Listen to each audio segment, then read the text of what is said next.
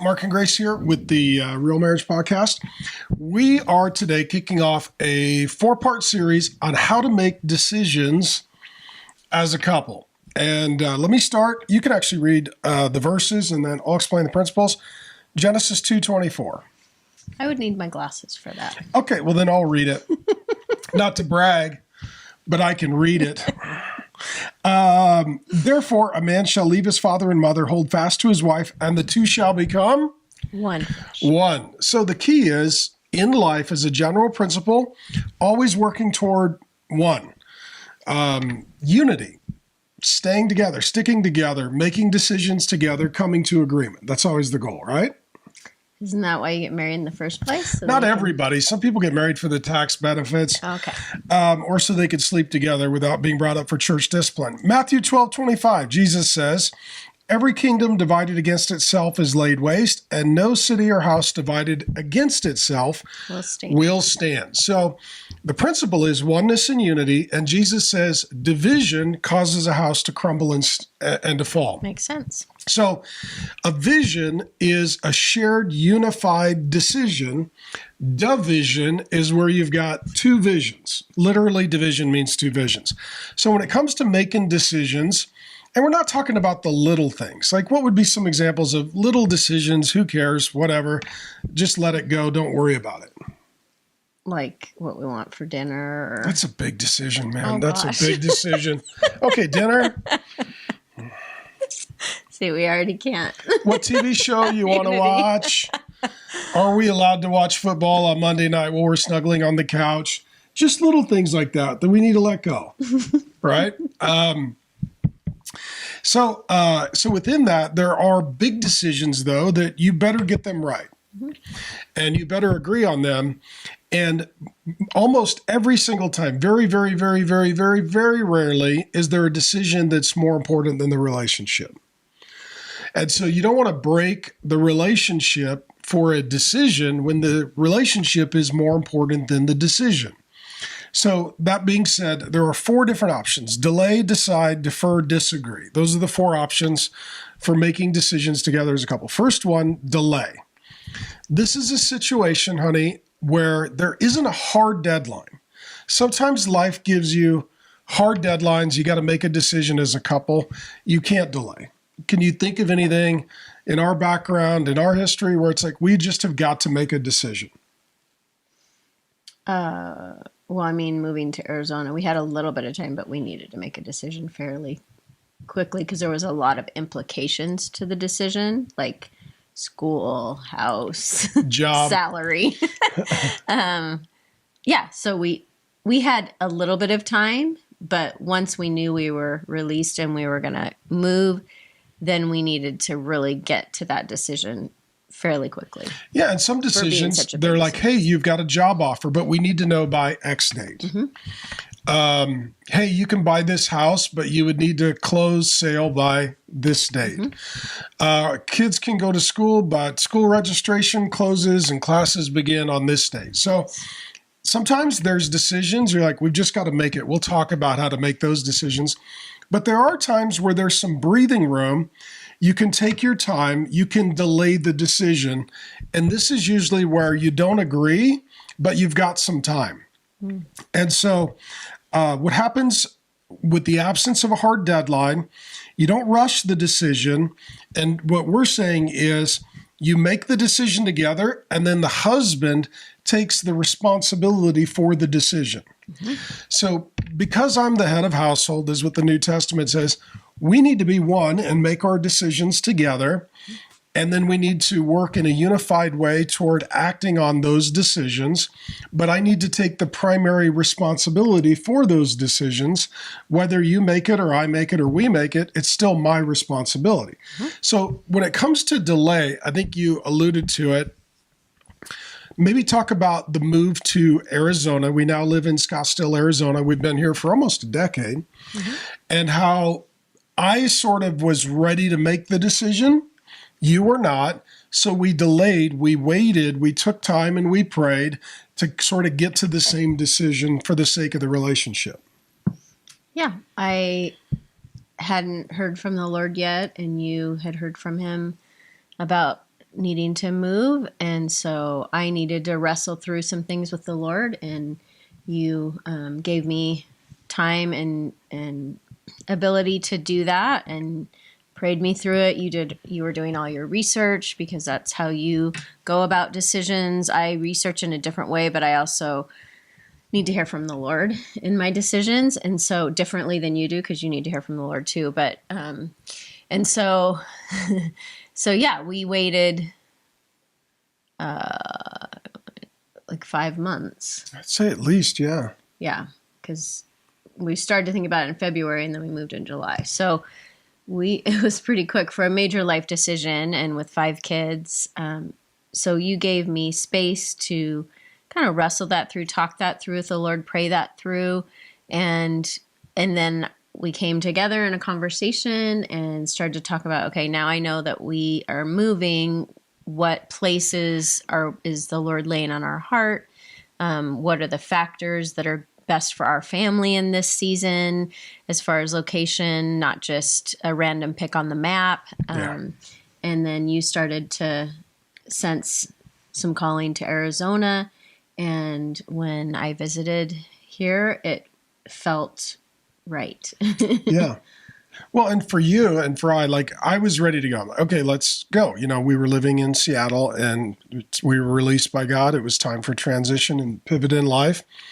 But for you, it wasn't a decision. It was a whole series and succession of decisions. Yes. Am I going to leave the town I was born in and grew up in where our families are? And our families are very good to our kids and very supportive. And are we going to leave our friends in our house? And are the kids going to leave their school and their sports teams? I mean, that's not a decision. That's a whole bunch of decisions. Yes. And it affects everybody in the family. Yes. And then the decision is, okay, when do we go if we go? Yeah. And then where do we go? And how do we go? And then all the decisions about when you get there. When you get there, like where do you live? And where do your kids go to school? And where do you go to church? And I mean, there was, just everything. Doctors and dentists and everything. And you're a very practical person because you do things, and you're the mom who runs all the details for the family. So for you, I'm thinking, well, we need to move. There's the decision, and you're thinking, no, there's thousands of decisions. Yes. That's exactly what I was thinking. It's exactly what you were thinking. And so for me, I was like, all right, I'm ready to go. And you were like, hey, don't push me. I'm not ready to make a decision. I'm not saying no, but you needed your process and I needed my process. Yes. And so we had to delay the decision. Mm-hmm. We had to wait months until we came to agreement. One of the things that helped us, I think, I'm a fact finder. So I'll start case building and here's the reasons, here's the real estate and here's the top 5 reasons we should go here. Top 5 reasons we should go here. Exactly. It's sunny. It's on the West Coast. There's colleges nearby. Our kids family friendly. There's a great airport for travel. All right. We don't even need to pray about this. We already have a list of 5 reasons. And you were like, no, I have all kinds of other things I need to think and talk and pray about. Yes. And so it took time. If I would have pushed you, would it have helped? No. Because you tried a little bit. I did try a little bit. Yeah, sorry about that.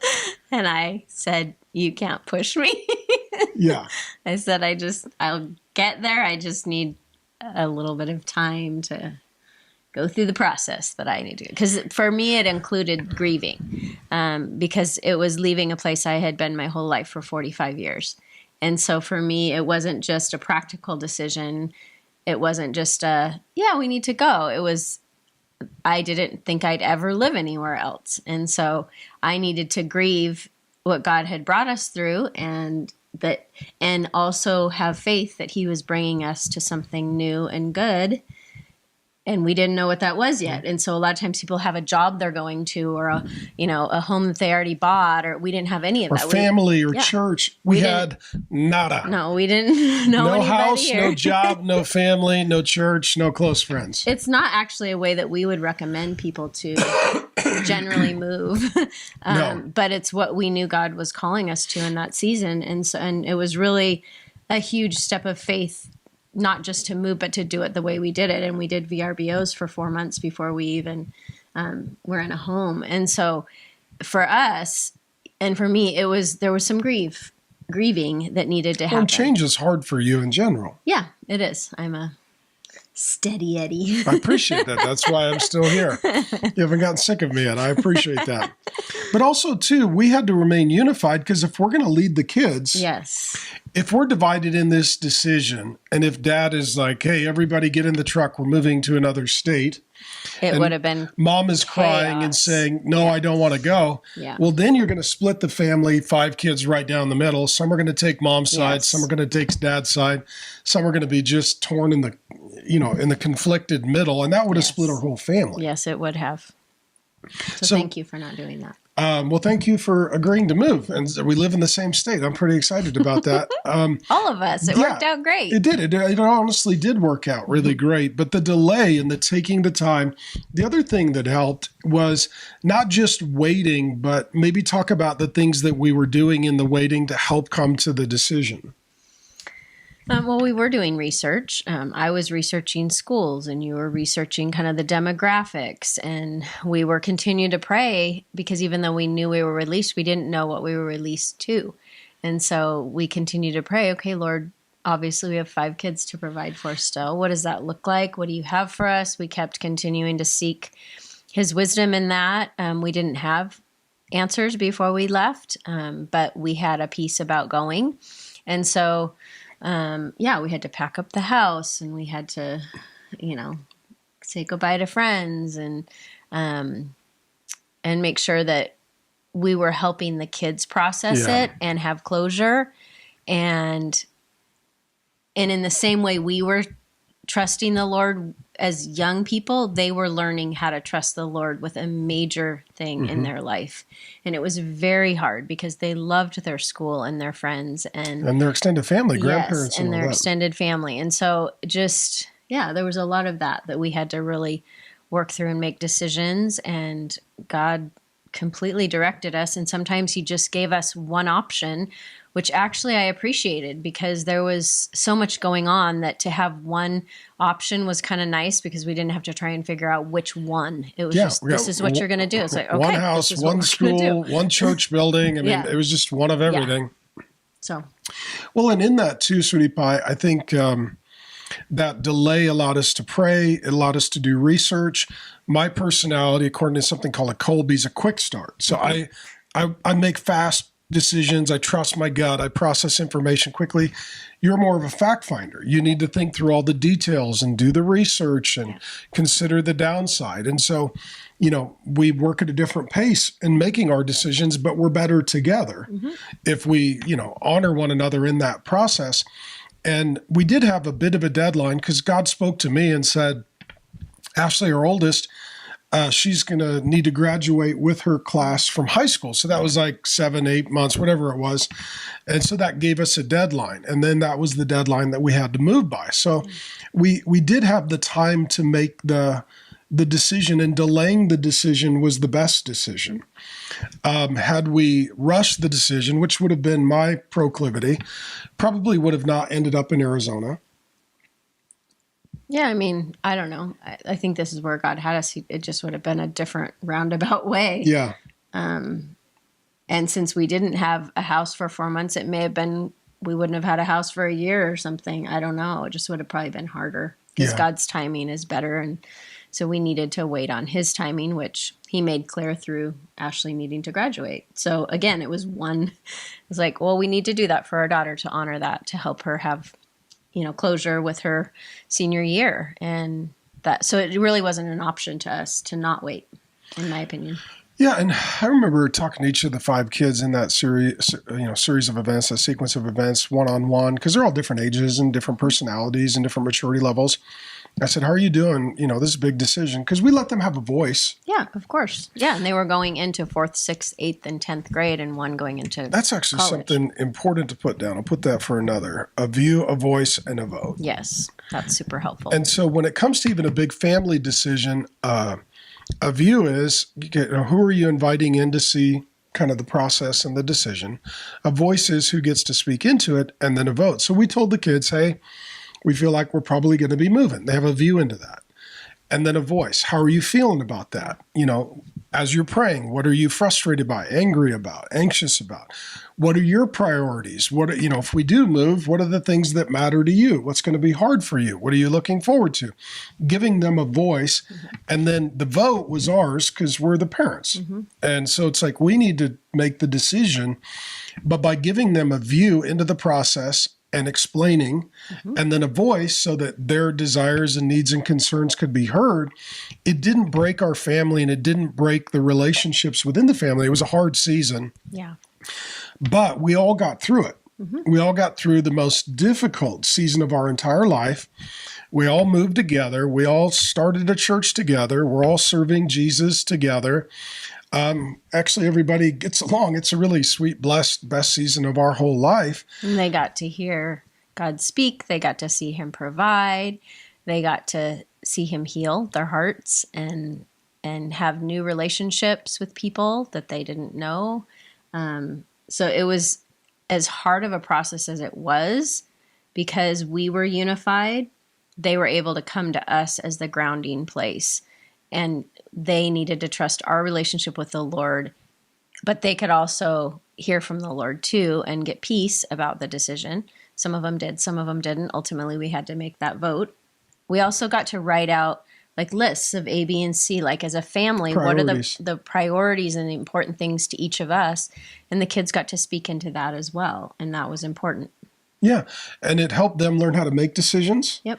And I think it hopefully helped keep them from bitterness. Like, I just was told what to do. I didn't get to be involved in the process and get a voice. Yeah. I think in addition, it showed a unified front with you and I. And like I was going to say, when I met with each of the kids individually, I was like, how are you feeling about this? How anxious are you? How worried? We're going to move or make a big decision. And the kids all said, well, it's hard, but we know that you and mommy talk to the Lord and that you're going to lead and you're going to lead together. You and mommy are going to stick together. So our family's going to be okay. Yeah. So as long as Jesus and us are good and you and I are good, that gives safety and security to the kids for the decisions that we're making. 100%. And so we had to come to a unified decision. And then we did our research by coming to Arizona, doing a little, all right, let's go stay for a while and let's go Showed them what it tour. was like. Yeah, here's what life would be like. Let's check it out. And because you're such a practical person, once you got here and you looked around, you were like, oh, Yeah. I could see this. I'm not a visionary as far as ideas. Once I go somewhere, I can start to put pieces together, but I can't envision it without seeing it generally. And so it did help to come visit. I think it helped the kids to come visit. Like, it's not as unknown. There was still a lot to learn about Arizona, but it wasn't this completely unknown place that we were just going to happen upon. Yeah. So I think it did help to bring them too. Well, and the next episodes will deal with how to decide, defer, and then how to disagree and still make a decision. But in this one, on the delay, the question is for those of you who are listening, like, do you have some big decisions to make? Mm-hmm. This could be, do you move? Do you buy a house? Do you take a new job? Do you readjust your church you're attending? Do you pull the kids out of their school? Do you make some major decisions like bringing mom home from work? I mean, these are all, big decisions. Maybe you've got aging elderly parents. What's care look like for them? Is it time for you to start having kids as a newly married couple? Like all these big decisions. The first question would be, if you're not unified and it could harm the relationship, is there a way to not ignore the decision, but intentionally delay the decision so that you both can come to unity? Yes. Cool. All right. We'll see you in the next episode. Since that's what God wants, we know that there's a possibility there. So. Amen. All right. We'll see you in the next episode when we look at not just delay, but how to decide.